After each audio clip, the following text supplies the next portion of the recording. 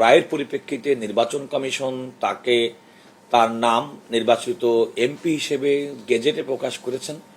তৎপরবর্তীতে তিনি শপথ গ্রহণ করেছেন এবং পার্লামেন্ট অধিবেশনে যোগদান করেছেন। সেটি অব্যাহত থাকবে। তিনি তার এমপি হিসেবে দায়িত্ব পালন করা, পার্লামেন্টের অধিবেশনে যোগদান করা এবং জনগণের, বিশেষ করে তার নির্বাচনী এলাকার জনগণকে প্রতিনিধিত্ব করার ক্ষেত্রে কোনো আইনি বাধা এখন আর আপাতত থাকলো না। গুরুত্বপূর্ণ, এটা আদালতের খুব নিয়মিত কার্যক্রম। কারণ আপনি খেয়াল করে দেখেন, আমাদের দেশের যে কোনো ফৌজদারি কার্য ব্যবস্থায় আমাদের যে সেক্ষেত্রে মূল বিষয়টা হচ্ছে যে আমাদের অনেকের মনের মধ্যে একটা ধারণা থাকতে পারে যে কোনো একটা ঘটনা ঘটলে সবসময় কি তার আত্মীয়স্বজন মামলা করে না, তো পুলিশ করে, পথচারী করে, যে কোনো ব্যক্তি করে। সুতরাং আমাদের ফৌজদারি যে কোনো মামলা শুরু হয়, এটা প্রাথমিক তথ্য বিবরণী যে কি কি ইনফরমেশনের ভিত্তিতে একটা মামলা শুরু হয়। সাধারণত কোর্টে মামলা হতে পারে, কিন্তু সব মামলায় কি এজাহারভুক্ত আসামিরাই কি দণ্ডিত হন নাই তো। অনেকেই চার্জশিটে বাদ যান, অনেকে বিচারের সম্মুখীন হন, আবার বিচারেও কেউ খালাস পান। কিন্তু ফৌজদারি ব্যবস্থাতে বিশেষ করে অপরাধীরা যখন অপরাধ করেন, সবাই কিন্তু চেষ্টা করেন তার অপরাধের চিহ্ন রাখার জন্য। তো কোনো কারণে একজন ব্যক্তির এজাহার কিংবা মামলার শুরুতেই তার নাম ছিল না, কিন্তু পরবর্তীতে তদন্তে যদি তার নাম আসে, তাহলে তিনিও কিন্তু একজন অভিযুক্ত ব্যক্তি হতে পারেন। তার বিরুদ্ধে চার্জশিট হতে পারে, তার বিরুদ্ধে মামলার বিচার হতে পারে, তার বিরুদ্ধে ট্রায়াল হতে পারে। তো এখানে আমরা দেখছি যে বেশ কয়েকটি রিট পিটিশন সুপ্রিম কোর্টের হাইকোর্ট বিভাগে অতি সম্প্রতি দায়ের করা হয়েছে। সেগুলোর অন্তর্নিহিত উদ্দেশ্য হচ্ছে যে পুলিশ যেন আমাদেরকে কোনো কারণে সুনির্দিষ্ট মামলা ছাড়া গ্রেপ্তার করতে না পারে। কিন্তু ফৌজদারি কার্য ব্যবস্থাতে, ফৌজদারি সিস্টেমে, আমাদের আইনের মধ্যে কোনো ব্যক্তির এজাহারভুক্ত হওয়াটাই একমাত্র কোনো ব্যক্তির ফৌজদারি অপরাধের সংশ্লিষ্টতা প্রমাণ করে না। নানা মাধ্যমে, তদন্তের মাধ্যমে একজন ব্যক্তির অভিযোগ আসতে পারে, অভিযুক্ত হতে পারেন, তার বিরুদ্ধে চার্জ গঠন করা, চার্জশিট দেওয়া এবং বিচারের আলামত উপাদান থাকতে পারে।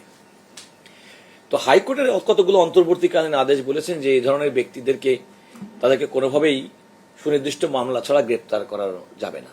তো আমরা আদালতকে বলেছি যে আপনাদের যে নজির সর্বশেষ, আপনাদের নজিরের স্পিরিটটা হচ্ছে যে ফৌজদারি ব্যবস্থায় তদন্তকারী সংস্থা ইন্ডিপেন্ডেন্টলি কাজ করবে। পাশাপাশি এটাও দেখতে হবে কোনো একজন নাগরিক যেন কোনো কারণে হয়রানির শিকার না হয়। এটাও কিন্তু একজন নাগরিকের দায়িত্ব যে তিনি যেন কোনো কারণে হয়রানির শিকার না হন, তিনি যেন কোনো কারণে নির্যাতনের শিকার না হন এবং আইনের মারপ্যাচে পড়ে যেন তার অধিকার ক্ষুণ্ণ না হয়। এটাও কিন্তু আমাদের সাংবিধানিক অধিকার একজন ব্যক্তি। এই দুটাকে ব্যালেন্স করতে হবে। আমাদের আজকে আদালতের কাছে বক্তব্য ছিল যে হাইকোর্ট বিভাগ এই আদেশটি অন্তর্বর্তীকালীন আদেশ দিয়ে যে আইন শৃঙ্খলা রক্ষাকারী বাহিনী কিংবা রাষ্ট্রকে কার্যকর ভূমিকা পালন করার ক্ষেত্রে যে প্রিভেন্টিভ মেজারটা দিয়েছেন, এটা আপনাদের পূর্ববর্তী সিদ্ধান্ত সাপোর্ট করে না। প্লাস সংবিধানের এই সমস্ত অধিকারগুলো কিন্তু আইন সাপেক্ষ। আইন সাপেক্ষ বলতে যে কতগুলো আছে অ্যাবসোলুট রাইট, আর কতগুলো হচ্ছে যে আইনের মাধ্যমে, আইন যদি আপনাকে কোনো কারণে বাধা নিষেধ দেয় তাহলে কিন্তু আপনাকে সেটা মানতে হবে। যেমন আপনি একজন স্বাভাবিক নাগরিক, আপনি রাস্তা দিয়ে হাঁটবেন, এটা আপনার অধিকার, কিন্তু এর মানে এই না কিন্তু রাস্তার মাঝখান দিয়ে যাবেন।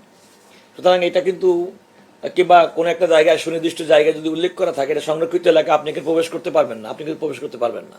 এই কথা আপনি বলতে পারবেন না যে আমি যে কোনো ইচ্ছা সেখানে যাব। সুতরাং এগুলো হচ্ছে কোয়ালিফাইড রাইট। আমরাও অত্যন্ত সজাগ। আদালতকে যে কথা আমরা বলেছি, দেখেন 5ই আগস্টের ঘটনায় যে সমস্ত ব্যক্তিগুলো রিট পিটিশন ফাইল করেছেন তারা অধিকাংশই 5ই আগস্ট 2024 পূর্ববর্তী গণ হত্যা, ছাত্র জনতার উপরে গুলিবর্ষণ, গুম, খুনের মামলা। এবং স্বাভাবিকভাবেই সেই সময়কার সংগঠিত অপরাধের সঙ্গে কারা জড়িত, কারা প্রকৃত পক্ষে এই সমস্ত ঘটনা ঘটিয়েছে, সেগুলো তো তদন্তকারী সংস্থা তদন্ত করতে একটু সময় লাগবে। হ্যাঁ, এই কথাও সত্যি যে আমাদের আইনের মধ্যে একটা সুনির্দিষ্ট সময়সীমা আছে যে এই সময়কালের মধ্যে তদন্ত শেষ করা শ্রেয়, বাট সেটাই কিন্তু কনক্লুসিভ না। তবুও এই আদেশটিতে আমরা সংক্ষুব্ধ হয়েছি এই কারণে